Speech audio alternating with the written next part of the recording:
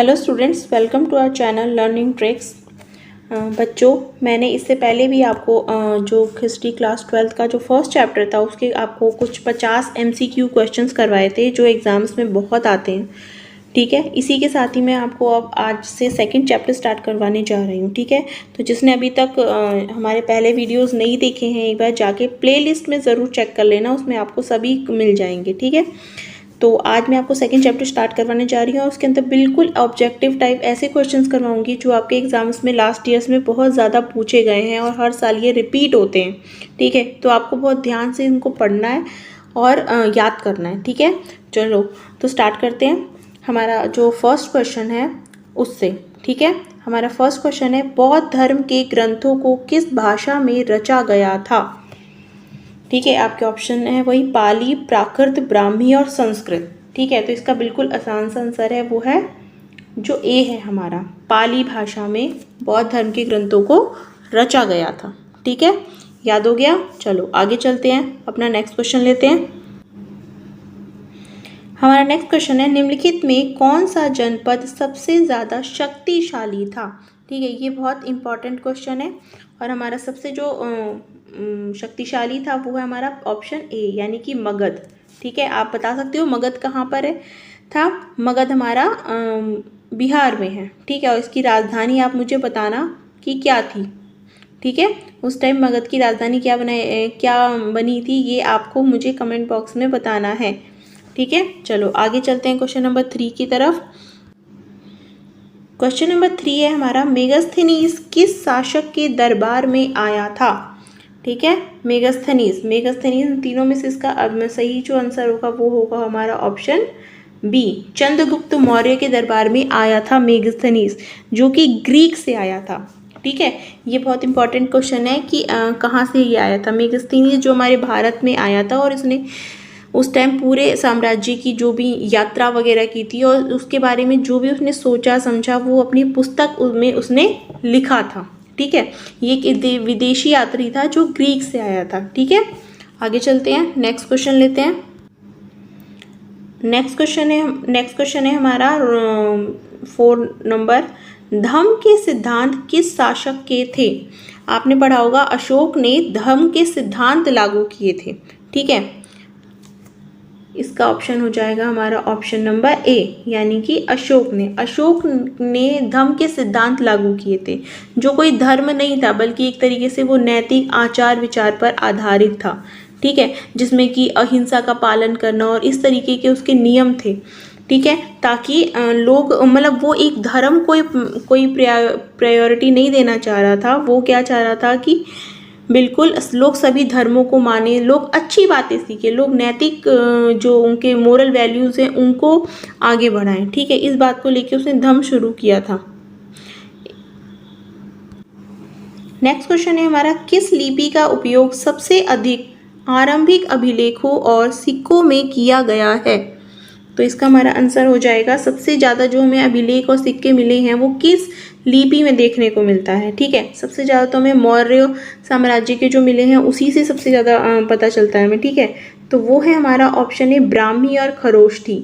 सबसे ज़्यादा ब्राह्मी और खरोष्ठी लिपि में मिले हैं जो अभिलेख और सिक्के खुदे हुए। ठीक है, उसमें भी ब्राह्मी लिपि के जो हैं वो सबसे ज़्यादा मिले हैं, खरोष्ठी के 1-2 जगह ही मिले हैं पर सबसे ज़्यादा ब्राह्मी में मिले हैं। ठीक है, तो यहाँ पर हमारा ऑप्शन ए बिल्कुल सही हो जाएगा। आगे चलते हैं, नेक्स्ट क्वेश्चन है हमारा, निम्नलिखित में किसने ब्राह्मी और खरोष्ठी लिपियों का सर्वप्रथम अर्थ बताया। ठीक है, इसका आंसर हो जाएगा हमारा ऑप्शन ए यानी कि जेम्स प्रिसेप वो व्यक्ति थे जिन्होंने सबसे पहले ब्राह्मी और खरोष्ठी लिपि में क्या लिखा है इनका अर्थ हमको बताया। ठीक है, तो ये बहुत मतलब इम्पॉर्टेंट क्वेश्चन है जो एग्जाम्स में बार बार पूछा जाता है। कैसे भी आ सकता है क्वेश्चन कि ब्राह्मी और लिपियों का सर्वप्रथम अर्थ किसने बताया, या फिर जेम्स प्रिसेप कौन थे, इन्होंने क्या मतलब किस लिए ये प्रसिद्ध जो हैं, ये किस लिए जाने जाते हैं, किसी भी तरीके से ये क्वेश्चन आ सकता है। ठीक है, चलो नेक्स्ट क्वेश्चन, अगला क्वेश्चन लेते हैं।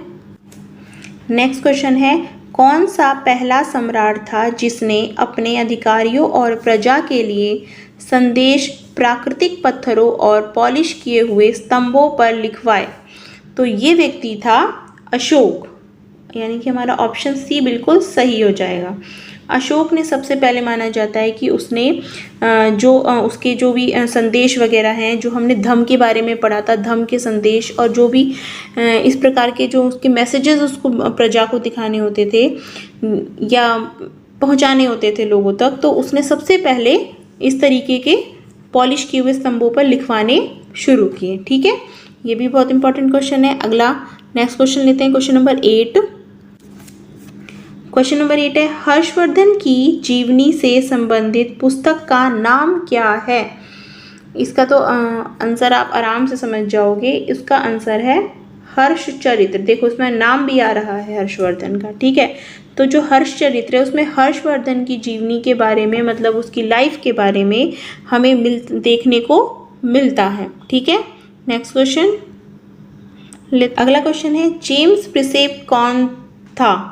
जेम्स प्रिसेप जिसके बारे में अभी हमने पढ़ा था कि उसने ब्राह्मी और खरोष्टी लिपियों का जो अर्थ है वो हमें बताया। ठीक है, तो वो एक कौन था? तो इसमें है हमारा आंसर सही हो जाएगा option B, East India Company का एक अधिकारी था वो, जो नियुक्त किया गया था। ठीक है, तो ईस्ट इंडिया कंपनी का वो एक अधिकारी था। ठीक है, तो ऑप्शन बी हमारा बिल्कुल सही हो जाएगा। ठीक है, आगे चलते हैं। मगध के शक्तिशाली होने के क्या कारण थे? देखो, लोहे की खदान, उपजाऊ भूमि और हाथियों की उपलब्धता, या फिर ये सभी। ठीक है, इसका आंसर हो जाएगा हमारा लास्ट जो ऑप्शन है, ऑप्शन डी, यानी कि उपरोक्त सभी।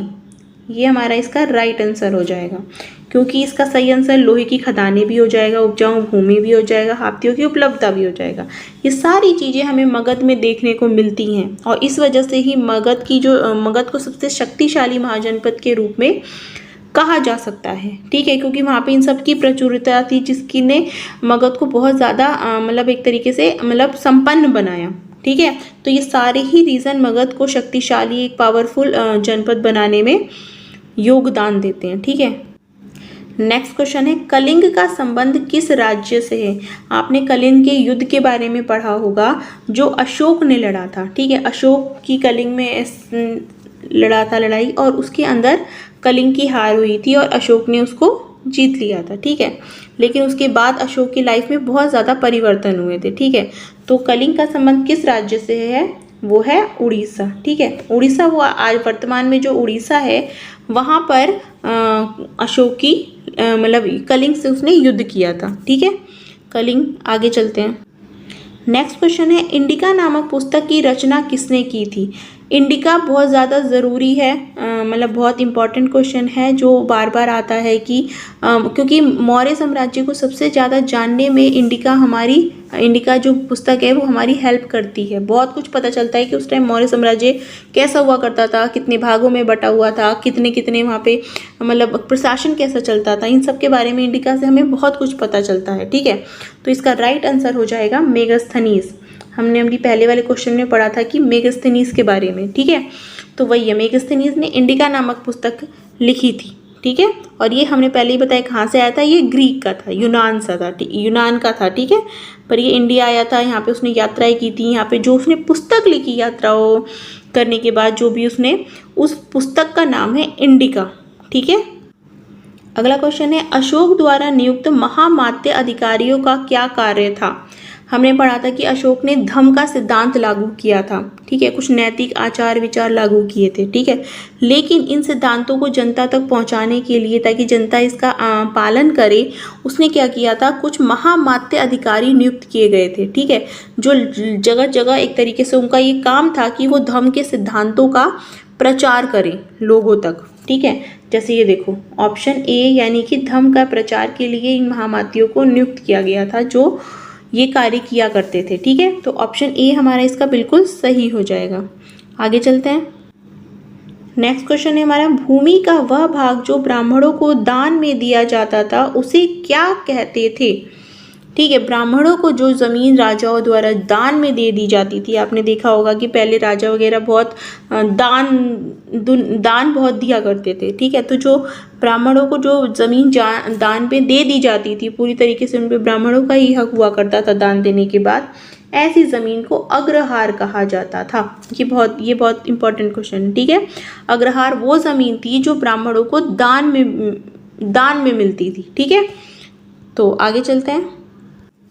प्रभावती गुप्त किसकी पुत्री थी?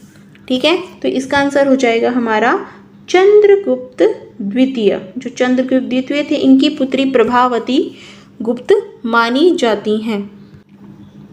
नेक्स्ट क्वेश्चन है, चंद्रगुप्त मौर्य की किस धर्म में श्रद्धा थी? मतलब जैसे हमने अशोक के बारे में पढ़ा था कि अशोक को आपने जानते होंगे, वो बौद्ध धर्म को मानता था। ठीक है, कोई हिंदू धर्म को मानता है, कोई इस्लाम धर्म को अपनाता है। उसी तरीके से जो चंद्रगुप्त मौर्य थे, ठीक है, जो मौर्य वंश के पहले शासक थे, उन्होंने किस धर्म में उनकी श्रद्धा थी? ठीक है, तो इसका आंसर हो जाएगा हमारा ऑप्शन ए, जैन धर्म में।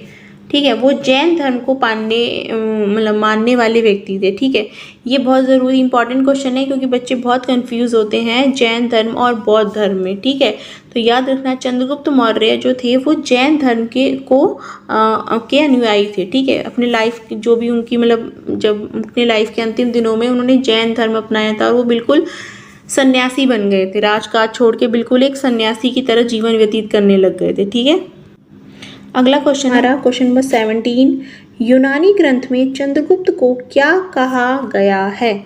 ठीक है, तो इसका आंसर हो जाएगा हमारा सेंड्रोकोटस।